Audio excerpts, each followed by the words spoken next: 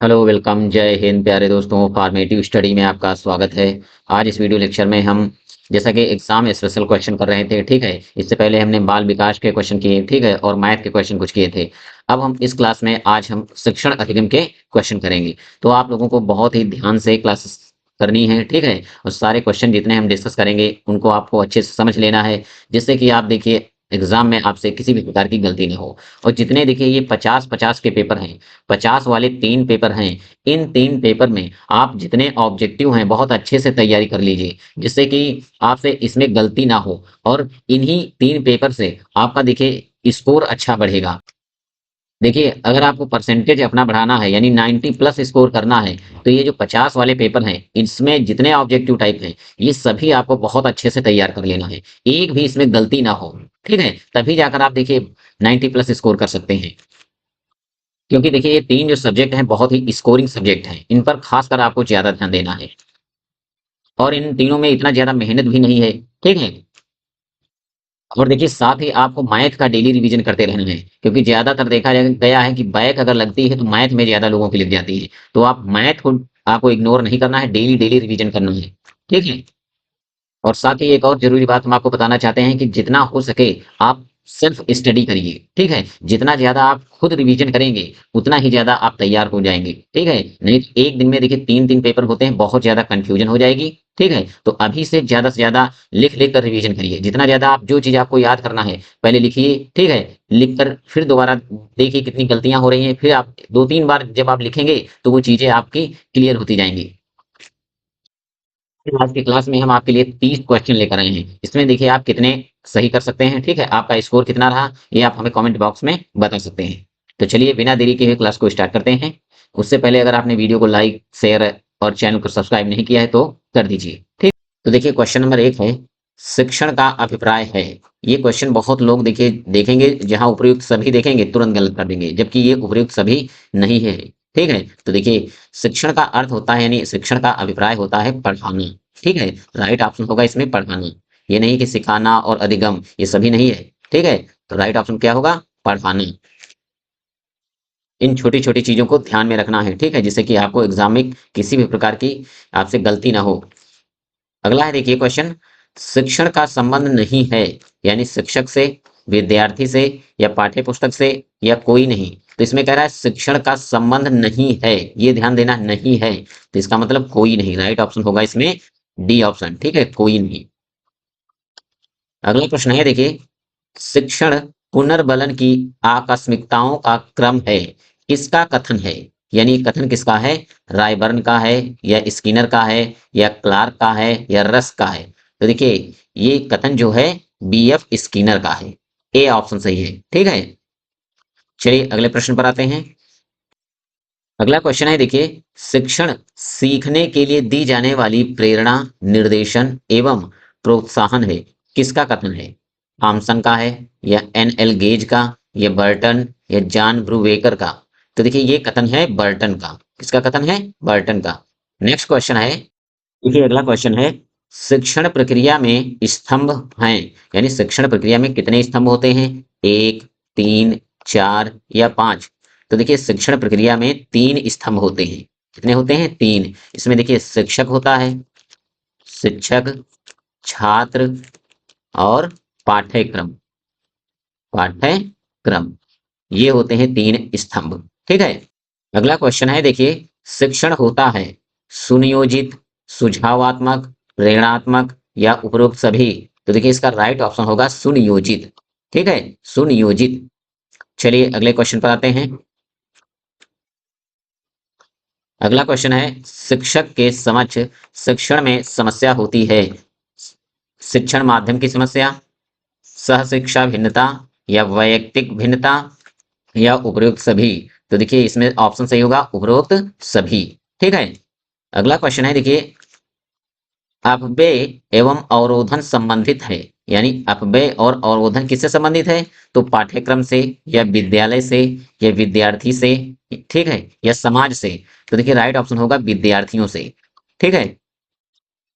अगला प्रश्न है देखिए, सा विद्या या विमुक्ति, शिक्षा का उद्देश्य किस विचारधारा का मानना है, यानी ये किस विचारधारा का मानना है। तो देखिए आदर्शवादी या प्रयोजनवादी या प्रकृतिवादी या अस्तित्ववादी। तो राइट ऑप्शन होगा आदर्शवादी। ठीक है, अगला क्वेश्चन है, देखिए देखिए अगला क्वेश्चन है, संपूर्ण जीवन ही शिक्षा है कथन है, यानी जो संपूर्ण जीवन ही शिक्षा है ये किसने कहा है या किसने दिया है। तो प्लेटो ने या जॉन ड्यूवी ने या स्पेंसर ने या टीपी नन ने। तो राइट ऑप्शन होगा स्पेंसर। ठीक है,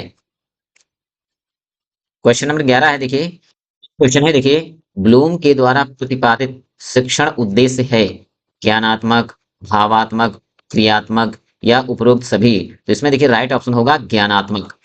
ठीक है, ज्ञानात्मक। चलिए अगले क्वेश्चन पर आते हैं, अनुदेशन संबंधित है, अनुदेशन संबंधित है ज्ञानात्मक उद्देश्य से, भावात्मक उद्देश्य से या क्रियात्मक उद्देश्य से। ठीक है, या उपयुक्त सभी। तो राइट ऑप्शन होगा उपयुक्त सभी। क्वेश्चन है, देखिए संप्रेषण की विशेषता होती है विचारों को गहनता या पारंपरिक अंतः प्रक्रिया, अनुभव तथा भावनाओं का आदान प्रदान या उपयुक्त सभी। तो राइट ऑप्शन होगा उपयुक्त सभी, यानी उक्त सभी।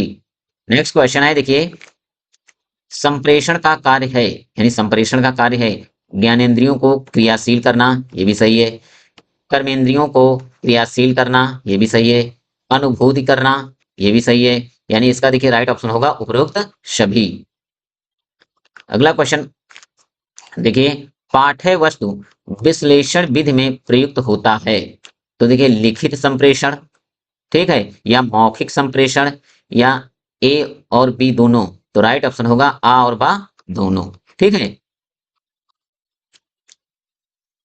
क्वेश्चन है, देखिए कक्षा में संप्रेषण का माध्यम होता है। तो देखिए मुख्य माध्यम होता है या हार्डवेयर उपकरण होता है या पुस्तकें या मुख्य माध्यम व हार्डवेयर उपकरण। तो देखिए इसका राइट ऑप्शन होगा डी, यानी मुख्य माध्यम से भी संप्रेषण होता है, टीचर देखिए बोलकर भी समझाता है, और हार्डवेयर उपकरण यानी चाक, डेस्टर, ब्लैक बोर्ड, किताबें, इनका भी प्रयोग करता है। ठीक है, चलिए अगले प्रश्न पर आते हैं, कक्षा में संप्रेषण का प्रारूप होता है। तो देखिए शाब्दिक संप्रेषण या अशाब्दिक संप्रेषण, शाब्दिक एवं अशाब्दिक संप्रेषण दोनों, या लिखित संप्रेषण। तो राइट ऑप्शन होगा शाब्दिक और अशाब्दिक संप्रेषण। ठीक है, अगला क्वेश्चन है, देखिए अशाब्दिक संप्रेषण का आकलन किया जाता है। तो देखिए फ्लैंडर्स की प्रविधि से या ओवर की प्रविधि से या ग्लोब की प्रविधि से या उक्त सभी। तो देखिए इसका राइट ऑप्शन होगा ग्लोब की प्रविधि से, सी ऑप्शन सही है। ठीक है, चलिए अगले क्वेश्चन पर आते हैं, अगला क्वेश्चन है, देखिए शिक्षण प्रक्रिया के पक्ष हैं। तो विद्यार्थी, शिक्षक, पाठ्य वस्तु, उक्त सभी। तो राइट ऑप्शन होगा उक्त सभी, यानी शिक्षण प्रक्रिया के पक्ष विद्यार्थी भी है, शिक्षक भी हैं और पाठ्य वस्तु भी है। अगला प्रश्न है, देखिए शिक्षण सिद्धांत का अधिनियम है, यानी शिक्षण सिद्धांत का अधिनियम है। तो देखिए अभ्यास, क्रियाशीलता, प्रत्यक्षीकरण, उक्त सभी। तो राइट ऑप्शन होगा उक्त सभी। नेक्स्ट क्वेश्चन है, देखिए ज्ञात से अज्ञात की ओर सूत्र की ओर सबसे पहले किसने ध्यान आकर्षित किया, यानी ज्ञात से अज्ञात जो सूत्र है, ठीक है, उसको सबसे पहले किसने ध्यान आकर्षित किया। तो देखिए पहला ऑप्शन है हर्बर्ट, ठीक है, बी ऑप्शन है प्लेटो या स्पेंसर या ड्यूबी। तो इसका राइट ऑप्शन होगा हर्बर्ट। ठीक है, अगला प्रश्न है, देखिए देखिए स्थूल से सूक्ष्म की ओर शिक्षण सूत्र को अन्य किस नाम से जाना जाता है। ठीक है, तो देखिए प्रत्यक्ष से अप्रत्यक्ष की ओर, मूर्त से अमूर्त की ओर, या अनिश्चित से निश्चित की ओर, या पूर्ण से अंश की ओर। तो देखिए इसको दूसरे नाम से जाना जाता है मूर्त से अमूर्त की ओर, यानी जो चीजें पहले बच्चों को दिखाई देती हैं उनका उदाहरण दिया जाता है, फिर इसके बाद जो चीजें नहीं दिखाई देती उनके बारे में बताया जाता है। ठीक है, ये सब जब हम शिक्षण सूत्र पढ़ रहे थे तो ये सारी चीजें बहुत ही डिटेल से पढ़ा चुके हैं। तो अगर आपने देखिए अभी चैप्टर वाइज पूरा नहीं पढ़ा है तो आप देखिए वहां से पढ़ सकते हैं, प्लेलिस्ट बनी है। ठीक है, तो अभी भी समय है, आप तैयारी कर सकते हैं। अगला क्वेश्चन है, देखिए गेस्टाल्ट मनोविज्ञान पर आधारित शिक्षण सूत्र है। तो ज्ञात से अज्ञात की ओर, मूर्त से अमूर्त की ओर, या फिर पूर्ण से अंश की ओर, या सरल से जटिल की ओर। तो इसका देखिए राइट ऑप्शन होगा पूर्ण से अंश की ओर। ठीक है, अगला क्वेश्चन है, देखिए किस सूत्र का संबंध आगमन विधि से है।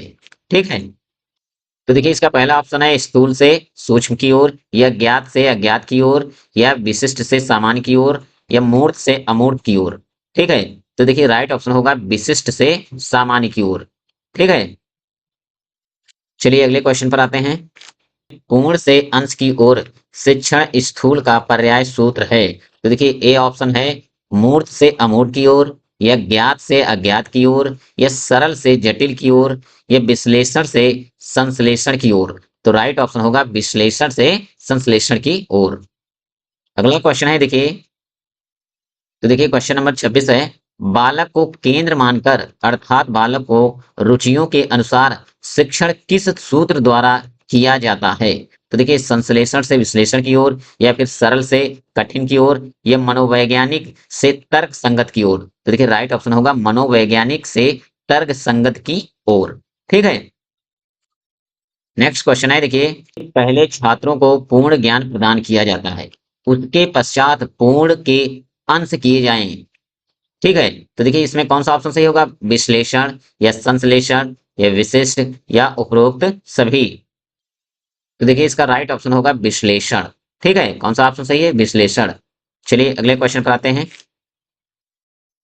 क्वेश्चन है देखिए, ऐसी वस्तुएं स्थूल कहलाती हैं जो बालक के संपर्क में आती हैं और विचारों को उद्बुद्ध करती हैं।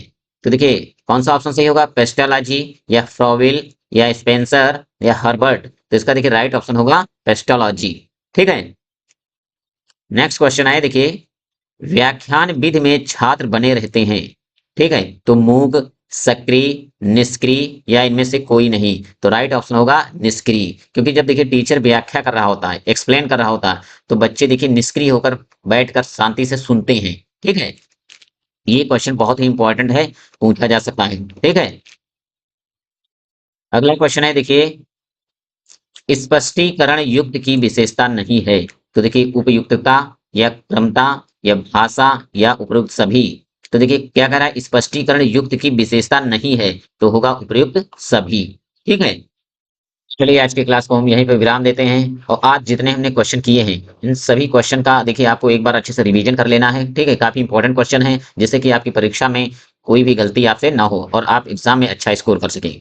ठीक है, तो मिलते हैं नेक्स्ट क्लास में, तब तक के लिए जय हिंद।